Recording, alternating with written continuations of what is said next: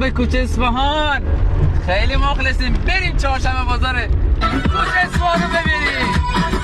هوا رو نگاه کن.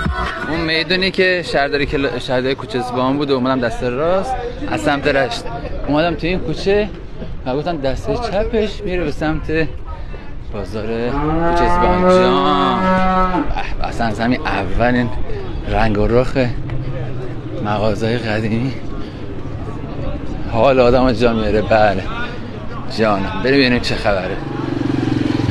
باقاله ببین، رنگ و رخ میوه رو ببین، آسمون رو نگاه کن. من از اینجا رد شم.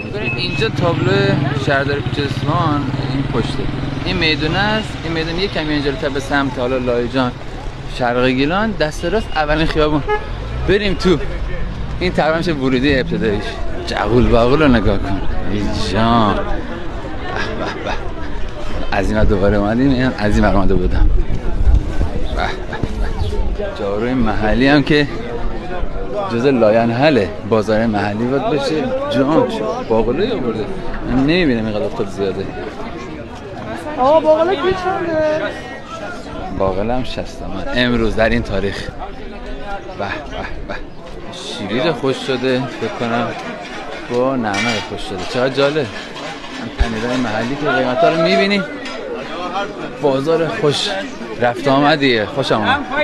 خدا برکت بده. در روز عیدم هست. انشالله همشه برکت باشه. در مورد چی دارن صحبت میکنن رو نمیدونم. اما به زبان محلی گونیم تارو. این کلاه حصیری. چه کلاه حصیری خوشگل. من این کلاه حصیری میخواستم. من شاید برگشتنی کارتم آوردم نه کارت تو ماشین جا گذاشتم. کلاه اسپانیا هم آوردم.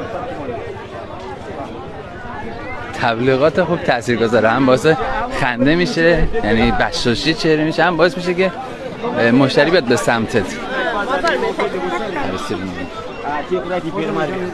نه باز چون نبسته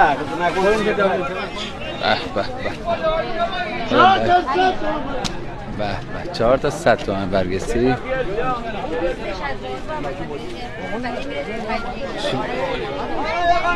چه بازاریه خدایی. انرژی دهنده است. این برام هیچ کم پوشاک هست. حتما سعی کنین سر بزنین. این مرغی که همینجا میتونین بخرین و سر بباره براتون. سر بریدن اونجا داره. دوشک‌های اینجوری لاف خورده و همه چی اینجا داره. اینجا چی؟ اینجا باقاله سی. نگاه کنید چه شده. خیلی جان نشه جانتون باشه. یکی نشست ماشین گفت که ببخشید دهنم رو سیر میده. گفتم نشه جانت باشه. این چه حرفی.